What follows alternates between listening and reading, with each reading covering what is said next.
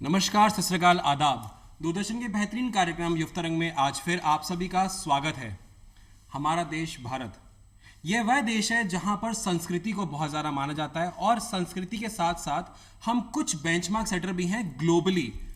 यानी अगर बात करूं तो एक कथन कहा जाता है, एक बहुत पुरानी कहावत है और एक बहुत बड़ा कथन है जो है अतिथि देवो भव। यानी कि अतिथि, गेस्ट, जिनको हम गॉड यानी भगवान की तरह ट्रीट करते हैं, इससे बड़ी बात क्या हो सकती है इस देश में। और यही एक बात है जो एक स्पेसिफिक, एक जो हमारे यहाँ पर एक कहा जाता है एक करियर की अपॉर्चुनिटी कहें या एक पर्टिकुलर डोमेन कहें, वो चैलेंजिंग बनाता है। तो कौन सा डोमेन है, आप शायद उसको गैस कर पा रहे होंगे, कौन सा ऐसा डोमेन है जो सबसे ज़्यादा चैलेंजिंग होता है लेकिन सबसे ज़्यादा एंटरटेनमेंट भी उसी में होता है।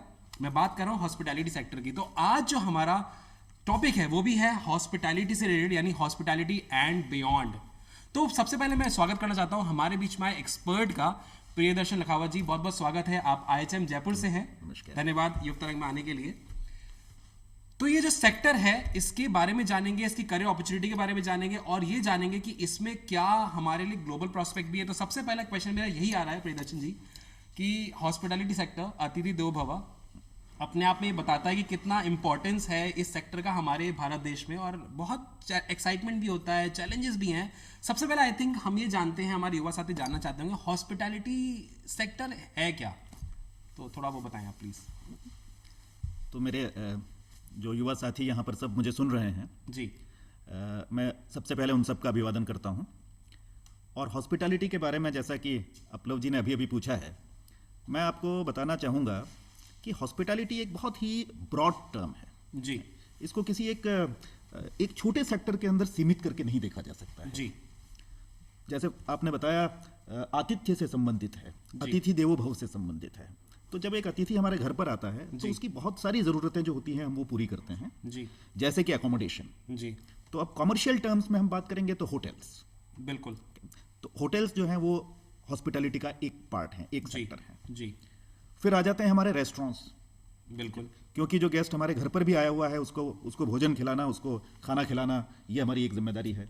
और यही काम होटल्स भी करते हैं या इंडिपेंडेंट रेस्टोरेंट्स भी करते कहीं ना हैं, कहीं हम इसको पुण्य भी मानते हैं। पुण्य भी मानते हैं हम लोग। जी, तो हॉस्पिटैलिटी जो है वो प्राइमरली अकोमोडेशन एंड फूड, लेकिन अब इस टर्म को और ज़्यादा ब्रॉड किया जा रहा है जी। और बहुत सारे दूसरे सेक्टर्स हैं जैसे कि क्रूज लाइन्स हैं, जी, जो शिप्स हैं, बड़े बड़े जो लग्जरी शिप्स हैं, जी, तो ये भी एक हॉस्पिटैलिटी के कैनवस में आने लगे हैं। जी, एंड जनरली स्पीकिंग जो ओवरऑल ब्रॉड अम्ब्रेला टर्म है टूरिज्म इंडस्ट्री। जी, तो टूरिज्म के जो ज़्यादातर घटक हैं, जो ज़्यादातर जो उसके सेक्टर्स हैं, वो हॉस्पिटैलिटी से ही संबंधित हैं। जी। तो इस तरीके से मैं हॉस्पिटैलिटी शब्द को एक्सप्लेन करूंगा। तो एक ब्रॉडर व्यू, एक ब्रॉडर एस्पेक्ट, एक ब्रॉडर प्रोस्पेक्ट हमें सामने देखिए अभी दिखा। होटल हुआ, रेस्टोरेंट हुआ, क्रूज या इससे जुड़ी हुई चीज़ें, तो एक बहुत बड़ा टूरिज्म अपने आप में एक बहुत बड़ा सेक्टर है। तो ये सारी चीज़ें हॉस्पिटैलिटी में आती हैं। अब ये हॉस्पिटैलिटी में जैसा आपने बताया आती हैं, तो इसमें अभी क्योंकि पेंडेमिक का समय हम आया, कोरोना का समय हम अनफॉर्चुनेटली पूरे विश्व ने देखा, तो अभी एक मिथ आया सामने, वो ये आया कि सबसे ज़्यादा इम्पैक्ट ये इंडस्ट्री है और अब इस इंडस्ट्री में आगे फ्यूचर नहीं है। तो मेरे ख्याल से काफ़ी सारे युवा साथी जो हमें देख रहे हैं वो भी ये शायद सोचते हो कि अब इस सेक्टर में तो कोई फ़ायदा नहीं है, इस सेक्टर में तो अब कुछ होना नहीं है। तो आपका इस बारे में क्या कहना है? क्या सच में यही है कि अब सेक्टर इज गॉन, अब कुछ नहीं होना इसमें? देखिए अपलव जी, कोरोना या कोविड-19 ये जो सिचुएशन है जी, ये विश्वव्यापी है, जी, ग्लोबल है, जी, और बहुत सारे सेक्टर्स जो हैं ना, वो इससे अफेक्टेड हैं, इसमें कोई दो राय नहीं है, इसको झुटलाया नहीं जा सकता। बिल्कुल, at the same time tourism and hospitality जो है इसने हमेशा बाउंस बैक बहुत अच्छा किया है। इससे पहले भी बड़ी बड़ी सिचुएशंस हमारे सामने आई हैं, जैसे कि वर्ल्ड वॉर 1 और वर्ल्ड वॉर 2 के टाइम भी मेजर इकोनॉमी रिसेशंस थे दुनिया में। जी, लेकिन उसके तत्काल बाद टूरिज्म और जो हॉस्पिटैलिटी है इसका बाउंस बैक पहले से भी ज़्यादा था। जी, क्यों? क्योंकि ये इंसान की एक फितरत है कि अगर आप उसको दबाओगे, आप उसको बांध के रखोगे, अगर आप उसको जकड़ के रखोगे तो वो उन बेड़ियों को तोड़ता है और इसके बाद वो उड़ान भरना चाहता है। जी, तो यही इसमें भी होने वाला है। और ऑलरेडी हम लोग देख रहे हैं कि डोमेस्टिक टूरिज्म जो है इंडिया में वो बड़ी तेजी से वापस रिवाइव कर रहा है। जी, जो डोमेस्टिक टूरिस्ट डेस्टिनेशन से इवन राजस्थान, तो राजस्थान में भी हम देखेंगे कि जयपुर में, उदयपुर में, जैसलमेर में, जो भी हमारे मुख्य पर्यटन स्थल हैं, वहाँ पर डोमेस्टिक टूरिस्ट काफ़ी आ रहे हैं। पहाड़ों की तरफ अगर आप चले जाएंगे, हिमाचल है, उत्तराखंड है, बीचेस की तरफ चले जाएंगे, तो डोमेस्टिक टूरिज्म मेजर वे में रिवाइव कर रहा है और अकॉर्डिंगली जॉब अपॉर्चुनिटीज भी हैं। जी आज जो स्टूडेंट्स हमारे पास आएंगे, जो युवा साथी यहाँ पर हैं और अगर वो ये कोर्स करना चाहते हैं, कोर्स करें, तो आज से 1 साल 2 साल 3 साल बाद जब वो अपनी जो क्वालिफिकेशन है उसको पूरी करेंगे, उस समय तक दोबारा से ये इंडस्ट्री फुल ब्लूम में होगी। बिल्कुल। जो मानव जाति है उसको चाहे कोई वैक्सीन हो, चाहे कोई दूसरी आपदा हो, वो बहुत देर तक दबाकर नहीं रख सकती। हमारा जो रेजिलियंस है वो बहुत स्ट्रांग है। तो वैक्सीन आएगा, अदरवाइज भी जो हमारी इम्यूनिटी है वो डेवलप होएगी और जो लाइफ है वो फिर से एक नॉर्मल पटरी पर आएगी। जी। ये जो समय है ये अपने आप को प्रिपेयर करने के लिए है। जी। ये टाइम ऐसा नहीं है कि हम उदास होकर या निराश होकर बैठ जाएं। हम अपने आप को प्रिपेयर करें, न्यू स्किल सेट्स डेवलप करें जो कि भविष्य के स्किल सेट्स होंगे। जी। और भविष्य मुझे पूरा विश्वास है कि बहुत अच्छा और चमकदार आप सब लोगों के लिए रहने वाला है।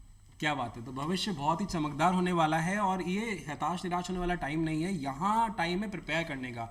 आपको टाइम मिला है यहाँ से सोचने का और एक्शन लेने का। इस समय सोचें और एक्शन भी लें। इस फील्ड में अगर आप अपना करियर बनाना चाहते हैं, उस पर हम आगे भी बात करेंगे, लेकिन अभी जो एक क्वेश्चन आ रहा था, मेरे मन में भी था, आप लोगों के मन में भी होगा कि एक जो सेक्टर है कहीं डगमगाया हुआ है, क्या इसमें करियर अपॉर्चुनिटीज़ हैं, क्या मैं अपना फ्यूचर देख सकता हूं? तो जैसा भी प्रियदर्शन जी ने बताया, बिल्कुल देख सकते हैं। आगे आने वाला समय आपके लिए बहुत स्वर्णिम होने वाला है। एक क्वेश्चन मेरे जहन में जब आप ये आंसर दे तब आया, और वो ये कि आपने कहा कि हमारे यहाँ बीचेस हैं, हमारे यहाँ पहाड़ हैं, हमारे यहाँ हम तो रेगिस्तान के लिए फेमस हैं। तो यहाँ पर अगर हॉस्पिटैलिटी की बात करें तो आपके हिसाब से क्या लगता है, बहुत ज़्यादा चैलेंजेस नहीं आते हैं मेंटेन करना, मैनेज करना एक बच्चे को जो अपना करियर देखता है इतनी डिफरेंट वर्टिकल्स में जाकर के? किसी को रेगिस्तान में मैनेज करना है, किसी को पहाड़ मैनेज करना है, किसी को बीच मैनेज करना है, उसके लिए आपके क्या व्यूज़ हैं? देखिए, हॉस्पिटैलिटी जो है जी वो बेसिकली एक एटीट्यूड है जी, है ना। स्किल और नॉलेज तो खैर ऑफ कोर्स एक पार्ट है ही उसका। जी जी जी लेकिन एटीट्यूडिनली इंसान जो है, अगर हॉस्पिटैलिटी उसके अंदर है जी तो वो अच्छा करता ही है। अब चाहे आप उसको रेगिस्तान में रख लीजिए, चाहे आप उसको पहाड़ों में रखिए, चाहे वो ग्लोबली किसी दूसरे देश में सर्व कर रहा है। जी। इनफैक्ट जो हमारे पास्ट में जो हमारे स्टूडेंट्स रहे हैं जी, जिन्होंने होटल मैनेजमेंट किया है अलग अलग संस्थानों से जी। दुनिया भर में, उन्होंने बहुत अच्छा परफॉर्म किया। जो एल्यूमिनाई बेस है और जो हमारे जो हिंदुस्तानी जो स्टूडेंट्स हैं जिन्होंने इस क्षेत्र में कोर्सेज किए हैं, जी, जी, जी। वर्ल्ड वाइड उन्होंने बहुत अच्छा किया, क्योंकि हॉस्पिटैलिटी हमारे एटीट्यूड का पार्ट है। जी जी जी, हम हिंदुस्तानियों के एटीट्यूड में हॉस्पिटैलिटी है। बिल्कुल, बिल्कुल। जैसा आपने शुरू में बोला था जी। कि अतिथि देवो भव की परंपरा हमारे में है। शुरू से हमको ये सिखाया जाता है, बच्चे को सिखाया जाता है कि जब कोई घर में गेस्ट आता है तो किस तरीके से उसको बर्ताव करना है, बिल्कुल, कि आते ही बहुत अच्छी उसको बात बताई आपने। बैठाना है, चाय पिलानी है, पानी पिलाना है। जी। इतना सब वो बच्चा खुद ही कर लेता है जी। उसके पेरेंट्स के आने से पहले। जी तो इस वजह से जो हमारे जो स्टूडेंट्स हैं, ये उनका एक इननेट नेचर है। और आई एम श्योर दुनिया में कोई भी और देश ऐसा नहीं है जो इस मामले में हमारा मुकाबला कर सके एटीट्यूडिनली। इस वजह से मैं काफ़ी सर्टेन हूँ कि ये जो हमारे जो स्टूडेंट्स हैं, हमारा जो युवा वर्ग है जो इस क्षेत्र में आता है, उसको कहीं भी पोस्ट कर दिया जाए, वो अपने उस पॉजिटिव एटीट्यूड की वजह से वहाँ पर सफलता अर्जित करेगा ही। क्या बात है। तो पॉजिटिव एटीट्यूड आपको रखना है। अगर आपके पास पॉजिटिव एटीट्यूड है तो आप सफलता ज़रूर अर्जित करेंगे। फिर चाहे आपको बीच में भेजा जाए, अपने आप उसमें भी अपना फन है, चाहे फिर आप रेगिस्तान में रहें और चाहे फिर आप पहाड़ी क्षेत्र में रहें, या फिर आप अगर अपना करियर अब्रॉड भी देख रहे हैं, तो एक ऐसी फील्ड है जो आपको ये अपॉर्चुनिटी देती है। और वही मेरा नेक्स्ट सवाल भी है। करियर अपॉर्चुनिटी की बात करें, बहुत सारे युवा साथी देख रहे होंगे शो को, कहीं ना कहीं देखते हैं अपने करियर को भी इससे जुड़ करके। तो आपके हिसाब से इस फील्ड में करियर अपॉर्चुनिटीज़ क्या हैं? करियर अपॉर्चुनिटीज़ यहाँ पर काफ़ी वेरीड हैं। जी।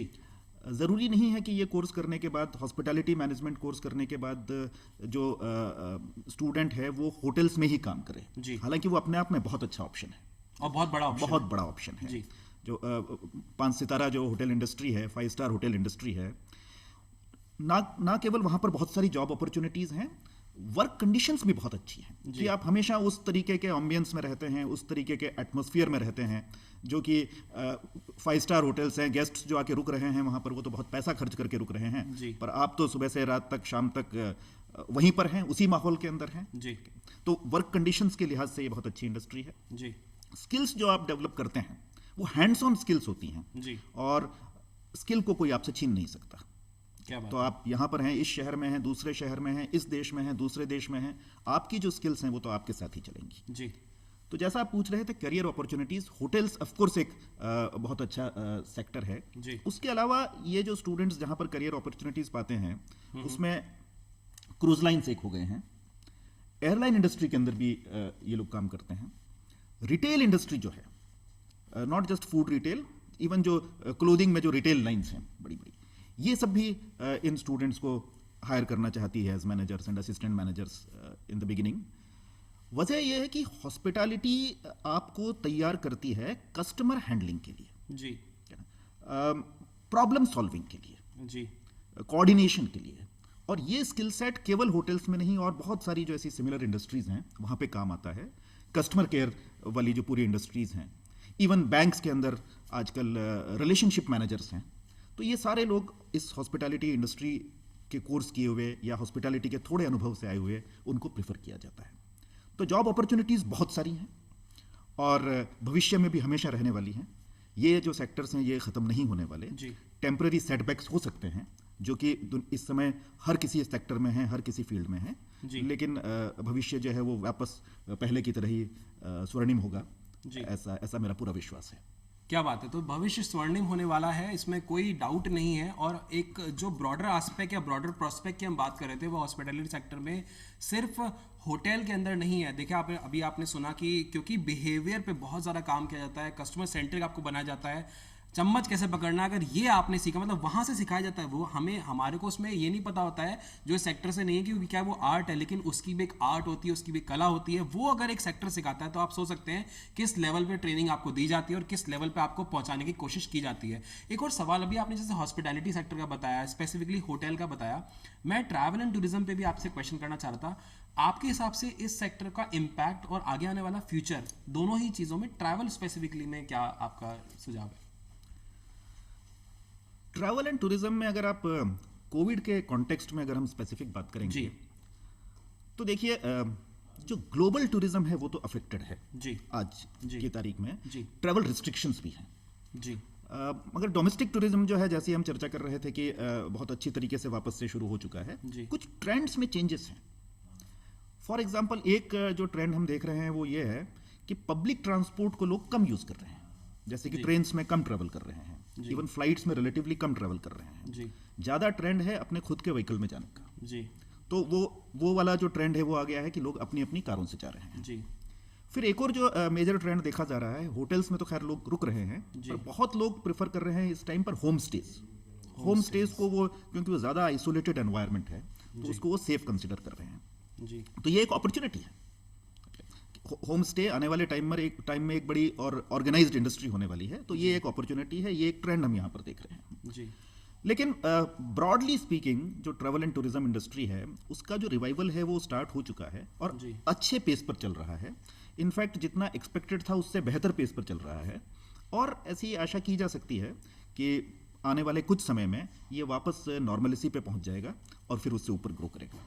क्या बात है। तो ये एक और अपॉर्चुनिटी जो सामने आई और बहुत अच्छा टर्म हमने सुना, होम स्टेज का। तो होम स्टेज बेसिकली होता क्या है, मैं आपको थोड़ा सा बताना चाहता हूँ मेरे नॉलेज के हिसाब से, कि अगर आपके घर में अगर एक कमरा है और आप चाहते हैं कि आप किसी अतिथि को उस कमरे में होस्ट करें, कुछ कंपनीज में इसमें कारगर है और आप खुद भी कर सकते हैं, तो आप उसको होस्ट भी कर सकते हैं। और ऑफकोर्स ही बात है, आपको जो ये अतिथि देवो भव, अगर आपको उसको सिद्ध करना है, अगर आपको सच में कोई अतिथि को अपने यहाँ होस्ट करना है तो वो मौका भी आपको देता है।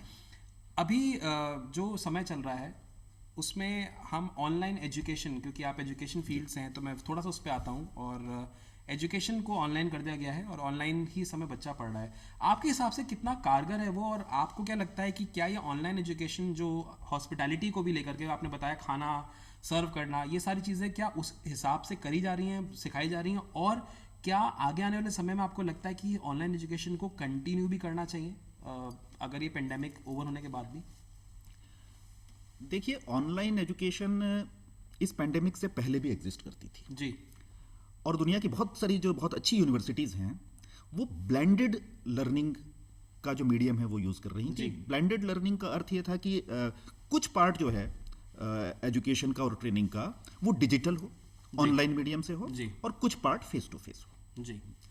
हमारे देश में हालांकि वो बहुत ज़्यादा ट्रेंड नहीं था और हम फेस टू फेस जो ऑफलाइन जो ट्रेनिंग होती है, एजुकेशन होती है, उसी मीडियम पर थे। जी।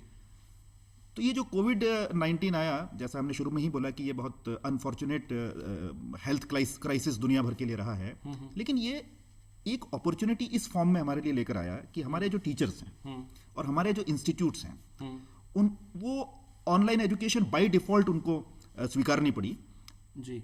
और वो धीरे धीरे उसके ऊपर काफ़ी एडेप्ट हो गए हैं। जी। टीचर्स ने सीख लिया उसको। शुरू में जिन टीचर्स का रेजिस्टेंस था कि भाई मैं टेक्नोलॉजी मुझे बहुत ज़्यादा नहीं आती है, राइट। तो जल्दी उनको समझ में आ गया कि टेक्नोलॉजी बनाई ही आम आदमी के लिए जाती है। राइट। हमें टेक्नोलॉजी Ease को के लिए। टेक्नोलॉजी को हमें क्रिएट नहीं करना है, वो Right. एक्सपर्ट्स होते हैं, राइट। लेकिन टेक्नोलॉजी को यूज करने वाले तो लेमैन होते हैं। राइट। तो अब हम सभी लोगों ने उसको यूज करना शुरू कर दिया है और बहुत इफेक्टिवली यूज कर रहे हैं। काफी कारगर है ये। राइट। इनफैक्ट इसके अंदर इस तरीके के ऐप्स और इस तरीके की फैसिलिटीज हैं जो कि कई बार ऑफलाइन एजुकेशन से भी बेटर इनपुट्स दे सकती हैं। राइट। अब आपका जो दूसरा इसी में जो सवाल था कि स्किल बेस्ड जो कोर्सेज हैं वहां पर ये कितनी कारगर है, तो अल्टीमेटली जब पेंडेमिक के बाद की सिचुएशन आएगी, राइट। तो face to face and online का ब्लेंड तो रहेगा। जी। और जो स्किल है वो yes primarily face to face medium से ही इम्पार्ट की जाएगी। जो नॉलेज है, जो प्रोजेक्ट्स हैं, वो हो सकता है कि ऑनलाइन रहें। ओके। एज ऑफ टुडे वो ऑप्शन हमारे पास नहीं है क्योंकि हेल्थ प्रायोरिटी है। जी। है ना? लोगों को जिंदा रखना प्रायोरिटी है, इसमें कोई डाउट नहीं है। जी। तो सभी कुछ ऑनलाइन मीडियम से ही किया जा रहा है। जी। और उसमें भी बेस्ट पॉसिबल जो तरीके हैं वो हमने निकाले हैं। जैसे डेमोन्स्ट्रेशन बेस्ड है, राइट। तो जो टीचर है वो एक्चुअल जो रेसिपी है उसको क्रिएट कर रहा है वहाँ पर, या कि एक सर्टेन स्किल है उसको वहाँ पर इम्पार्ट कर रहा है। और जो स्टूडेंट्स हैं जो कि अपने अपने घरों पर बैठे हुए हैं, वो वहाँ पर उसको देखते हैं, उसको एमुलेट करते हैं।